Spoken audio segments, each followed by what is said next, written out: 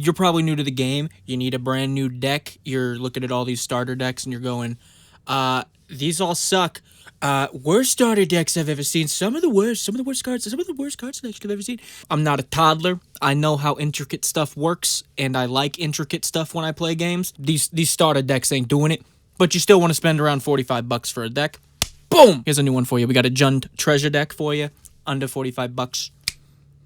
Let's get into it. So take a seat, sit down. That's the same thing, Nick. Awesome intro. Let's take a look at this starter deck. Ooh. The commander of this deck is Vazi Keen Negotiator. Vazi Keen Negotiator is 2, a black, a red, and a green for a 3/3 with haste. You can tap Vazi. Target opponent creates X treasure tokens, where X is the number of treasure tokens you created this turn. Whenever an opponent casts a spell or activates an ability, if a mana from a treasure was spent to cast it or activate it, put a 1/1 counter on target creature and draw a card.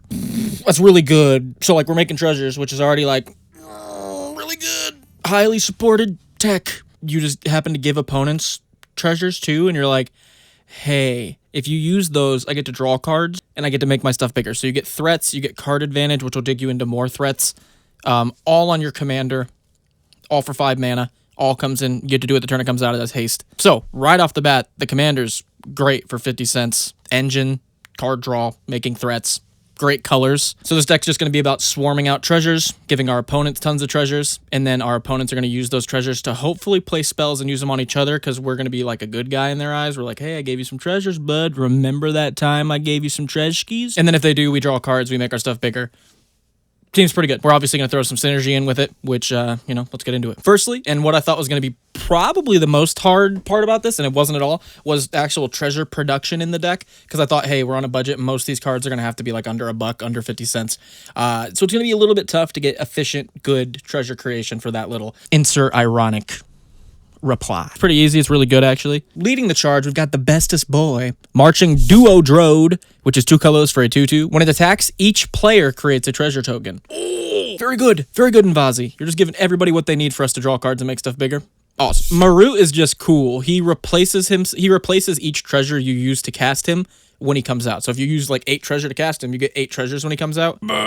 It'll synergize well. That's really good, actually. I didn't know this thing was a card. Hey, that Marching Duodrode we were talking about, is that not getting in? Is that not getting in as much for damage? We got Ruthless Knave. You can go ahead and pay 2 in a black, sacrifice a creature, create 2 treasure tokens, and then you can sack 3 treasures to draw a card. Ooh, I haven't heard anybody talk about this thing. This is a very, very good card, especially for in treasures. It's like, hey, card advantage, mana ramp, sack outlet. Sure. Undercity Scrounger, you can just tap to make a treasure as long as a creature died that turn. It's cheap. It makes treasures. Are you a pirate connoisseur? Are you a freelance aficionado? What about a swashbuckling extraordinaire? 2 and a red for a 2/2. Whenever swashbuckling extraordinaire enters the battlefield, create a treasure token. Whenever you attack, you may sacrifice 1 or more treasures. When you do, up to that many creatures gain double strike. So when our commander Vazi is giving some of our creatures 1/1 counters, some of our creatures have evasion, then we can give our creatures double strike with our treasures. Yeah, sure. Captain Landry Storm,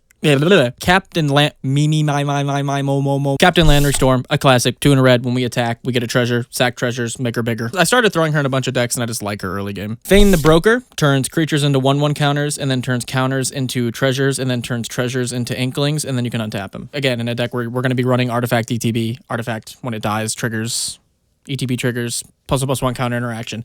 Thane's just great, and he's 50 cents. Hell to Pay is a brand new one from the junction, and it's of high function. X and a red. For a sorcery, it deals X damage to target creature, and you create a number of treasures tapped for the excess damage that was dealt. It's pretty good. If you just have a turn where you're like, yeah, I just need like 6 Artifact ETB triggers to like kill you this turn. You're like, oh, Hell to Pay. Dump all my mana into that. Sure. You guys have your Nyx Lotus bingo cards out? Some of you might get a bingo. Lobelia Sackville Baggins. We're talking about it again. If you want to skip it, I don't blame you. I talk about this card way too much. 2 and a black for a 2/3 Flash Menace. When it enters, exile a creature that was put into the graveyard this turn. You get a number of treasure tokens equal to that card's power. It's got Flash, guys. It's got Flash. It doesn't have to be your stuff. It's got Flash. You get treasures. It's got Menace, so you can throw 1/1 counters on it. Axguard Artisan's actually really, really cool in here, like, specifically. It's 1 in a red, 2/1. Whenever a 1/1's put on it, you get a treasure. So with the 1/1 interaction and the treasure interaction with Vazi, that's very good. Or Vazi. I called her Vazi like 6 times.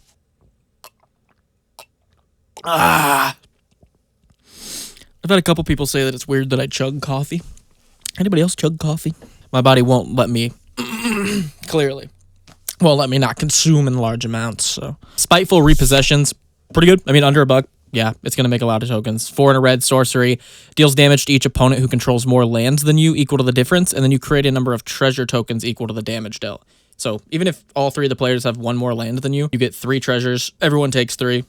Come here. Closer. Okay, there, too close. Horde Hauler was made for this deck. 3 and a red for a 5/5 trample. When it deals combat damage to a player, create a number of treasure tokens for each artifact they control. It's got Crew 3 and Vazi's a 3/3. Again, I think this card is kind of meant for Vazi. It's really good. Mahadi Emporium Master. I just really like this guy. I've always liked this dude. He's cheap. He's uncommon. He's cool. 1 to black and a red, 3/3. At the beginning of your end step, create a treasure for each creature that died. Like, it's not even under your control, so people kind of got to watch their step a little bit. It'll make treasures. Forsworn Paladin is one that I ran in, I think, if I'm not mistaken, what deck was that? I can't remember. It's a card that I ran a while back because it was like deck specifically. Like, well, it's pretty good. I've been trying it out in more and more lists. It hasn't ended up sticking in much of the list, but I really like the card. This deck, it's very, very good in. It's 1 black for a 1/1 menace. Pay 1 and a black, tap it. Pay 1 life, create a treasure token.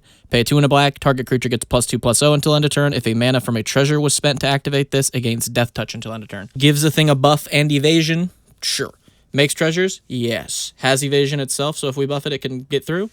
Gadrak the Crown Scourge is very similar to Mahadi, like almost identical. 2 and a red, 5/4 flying. It can't attack unless you control 4 or more, so I guess it can turn into a threat too, which is nice. At the beginning of your end step, create a treasure token for each non-token creature that died this turn. This one says non-token. I don't think Mahadi says non-token. Yeah, it doesn't. Mahadi's real good. Gadrak, though, good. He can turn into a threat. Same thing. Gallagreators will turn all of our creatures that enter into a 1/1 counter, a tapped treasure, or a gain 2 life, which, you know, I will take 2 of the 3 of those. Glowing Dwarf Emissary is 2 and a red for a 3/3. Whenever you cast a historic spell, you create a treasure. It can only activate once a turn. Sack a treasure, goad target creature. This one's really good because this one forces people to just be attacking each other with all this. You're giving opponents treasures. They're playing big threats. Now you're goading the big threats. Now opponents have to attack each other. It's kind of a group plug deck. There's a really handsome, cool YouTuber that I know that's made up the term group plug. It's a really good term. It's a nice term. Biggest term I've ever heard, actually. RMS Titanic is very good as well. 3 and a red for a 7/1 with Crew 3. Again, Vati's a 3. So it's a 7/1 with flying and trample. When it deals combat damage to a player, sacrifice it and create that many treasure tokens. Yeah, in a 4-player game, there's always the one player that's like, hey, I'm in Spellslinger. Hey, I have a 1/1. I haven't set up the board as well as everyone else. Hey, my dog's in the hospital. Do you care if my cousin plays for me? There's a ton of stuff. Dogs don't go to the hospital, Nick. Dogs don't go to the hospital. They go to the farm upstate. We all know that. Pretty good. If you can get this thing off, tons of treasures. Speaking of tons of treasures, Rose Room Treasurer. Very good. It's in the name. It's in the name. Just like Nick. It's in the name. Ick. 3 and a red for a 4/3. Whenever another creature enters the battlefield under your control, create a treasure token. If this is the first or second time this ability has resolved this turn, otherwise, you may pay X. When you do, Rose Room Treasurer deals X damage to any target. You get 2 treasures, and then you get removal. What if like a third hand over my shoulder? How would you? I'd freak out. Magda, another one that I've just kind of started throwing in decks because I'm like, that's actually really good. Like if I run like...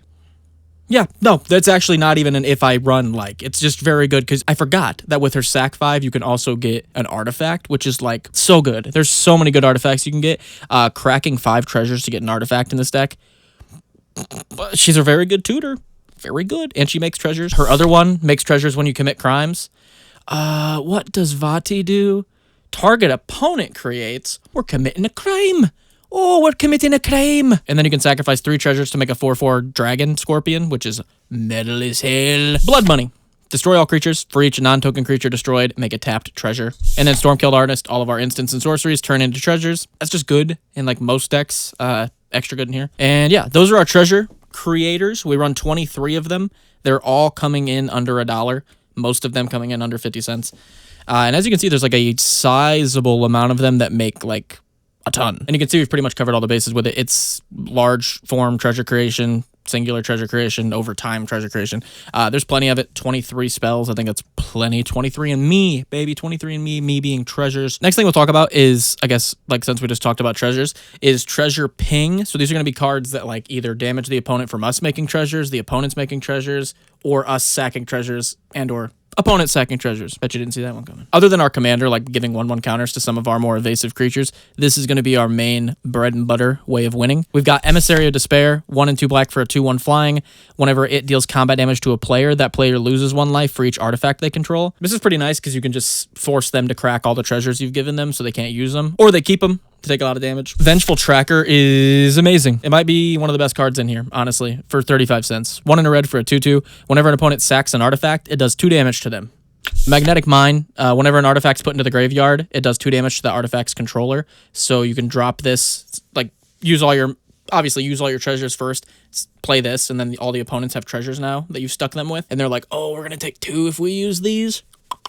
They'll probably take 2 for using them. You know, they still got treasures from you. You can't be that greedy. You can't be that ungrateful. Now to your Nightblade, every time a token we control goes to the graveyard, the opponents lose 1 and we gain 1.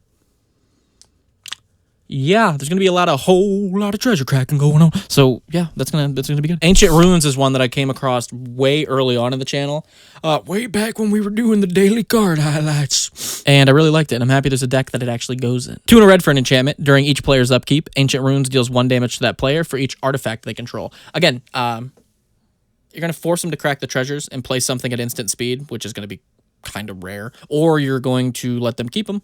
Take a bunch of damage. Again, this feels more and more group pluggy as I'm looking at it. Ingenious Artillerist. I love Artillerist, by the way. That's like one of my new favorite words. Artillerist. 2 and a red for a 3/1. Whenever 1 or more artifacts enters the battlefield under your control, Ingenious Artillerist deals that much damage to each opponent. No explanation. Very good. Mirkwood Bats is 3 and a black for a 2/3. Whenever we create or sack a token, each opponent loses 1. I mean, it has flying, so we can throw 1/1 counters on it too, but again, the draining for treasures is nuts. That is such an efficient, good way to win a game in this deck. I'm just thinking about how many of the commander games I play end with like most of the players being single digits and the game just being so close. It's like 50 to 60% of them. So a deck like this is like probably pretty consistently going to bring home a game, honestly. Sardian Avenger is a great one. This was actually on the daily card highlights. No brand deal. Hide the brand. Hide the brand. Not for free.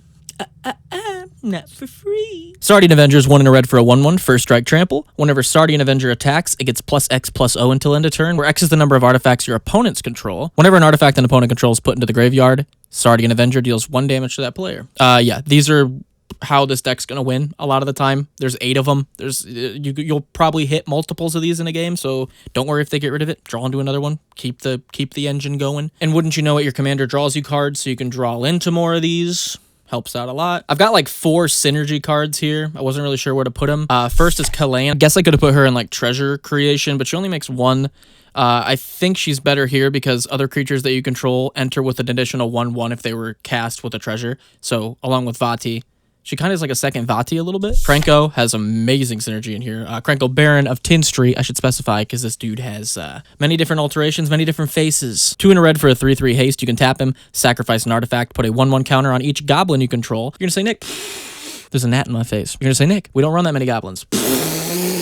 Whenever an artifact is put into a graveyard, not yours, not anybody's, you may pay 1 red. If you do, create a 1/1 red goblin token. It gains haste until end of turn. So yeah, every time someone cracks one of your treasures, you can just dump mana into making goblins. And then sack artifacts to give all your goblins 1/1 counters, and then, yeah, that'll probably be another way to win. Over the Top could possibly be another way to win. It's also just really fun. 5 and 2 red sorcery. Each player reveals any number of cards from the top of their library equal to the number of non-land permanents they control, puts all permanent cards they revealed this way onto the battlefield, and puts the rest into their graveyard. This is pretty nuts because you're going to be giving everyone treasures, so permanent counts are going to be high for everyone. You drop this, everyone reveals the top 10 plus cards, all permanents come in. If you're into crazy games, keep this one in. Sarinth Steelseeker is really cool too. I've been looking for a deck to put this in. Actually, this would be really good in Rashmi and Ragavan too. 1 and a green for a 1/2. Whenever an artifact enters the battlefield under your control, look at the top card of your library. If it's a land card, you may reveal it and put it into your hand. If you don't put the card into your hand, you may put it into your graveyard. As far as card draw, mana ramp, and removal is concerned, we'll go ahead and go through those and throw them up on the screen. We're not going to go too in depth of them though. For card draw, we've got Ambitious Cost, Ghostly Plunder, Dockside Chef, Skullport Merchant, Succumb to Temptation, Ravenous Squirrel, You Find Some Prisoners, Chronomancer, Fanatic Offering, and Reckoner's Bargain, a lot of which deal with like cracking an artifact to do it for like way cheaper than you should be. And with all the treasures, obviously that's definitely worth it and way easier to do for us, so we run plenty of those. As far as ramp, we only run 8 pieces of ramp or mana rocks because the deck makes a lot of treasures. We don't really need as much mana rocks. So as far as that's concerned, we've got Explore, Mind Stone, Talisman of Resilience, Arcane Signet, Golgari Signet, Rakdos Signet, Gruul Signet, Soul Ring. We only run one like mana ramp card because we run the Spiteful Repossession, and if we get that, we want to have less lands than the opponents. So as far as removal is concerned for the deck, we've got Crack Open, Naturalize, Power Word Kill, Putrefy, Abrupt Decay, Hell to Pay, Insect Spray. I'm just kidding. You find some prisoners, Tragic Slip, Bedevil. Just some good removal. And as far as board wipes are concerned, we've got Ansrag's Rampage, which is really good. 3 and 2 red for a sorcery. Destroy all artifacts you don't control, then exile the top X cards of your library, where X is the number of artifacts that were put into the graveyard. You may put a creature card from them into play. It has haste, return it to your hand at the beginning of the next end step. With the amount of treasures our opponents have, that's a good way to just grab the piece we need to win with. So that's very good. And then you've seen Blood Money. That's the other board wipe we're running. As far as lands go on a budget, the land base actually for this isn't bad. We've got 10 mountains, 10 swamps, and 6 forests, along with Canyon Slow, Foreboding Ruins, Game Trail, Lava Claw Reaches, Mossfire Valley, Raging Ravine, Smoldering Marsh, Restless Vents, Temple of Malice, Temple of Milady, Temple of Abandoned, and Sheltered Thicket, along with a Rogue's Passage, so that the 1/1 counter creatures we put 1/1 counters on with Vazi can get through for free. This deck seems like it's pretty solid. It has everything it needs to fire off. It's got win cons. It's got a very solid mid, early, late game. It's pretty good everywhere. The Commander is an engine for card draw. It produces threats with the cards that we have with Flying, Menace, Trample. And if you're either looking for a more budget-friendly deck that's like around $45 and you've been looking for a treasure build and maybe Jund Colors, damn, this is a perfect video for you, isn't it? Or maybe you're just a new player. You're like, hey, I wanted to build a deck that's around the starter deck price, but, you know, is a little bit more technical and based around stuff that starter decks, you know, just haven't really tapped into that much. So here's a Jund treasure list for under $45. I hope you guys enjoyed it. Moxfield link is down below to the deck, so you can go order it, go look at it. Have a good one, guys, and go play some Magic. Huge shout out to our patrons that you can now see on the screen. If you want to become one of these patrons, it starts as low as $1, and it helps out the channel a ton, helps me get out more high quality content to you guys. So if you would consider that, that'd be amazing.